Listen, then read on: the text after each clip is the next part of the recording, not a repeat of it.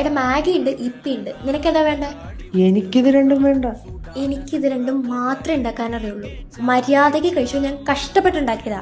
Maggi എടുക്കട്ടെ? എടുത്തോ. ഈ നനഞ്ഞ തോർത്ത് കട്ടിലിടലെന്ന് പറഞ്ഞിട്ടുള്ളതാണോ? ആണോ? എടുക്കത്, എടുത്തു മാറ്റി. ഇതാണോ നീ പറഞ്ഞ ഫേവറേറ്റ് അമ്മായി? വളവളാന്ന് സംസാരിക്കുന്നുണ്ടല്ലോ. എന്തായാലും അച്ഛനെക്കാട്ടി ഭേദം. എടാ എനിക്കിത് ഉടുക്കാൻ അറിയൂല. ഞാൻ ഉടുപ്പിക്കാം. അത് നിനക്കറിയോ? യൂട്യൂബ് നോക്കാം.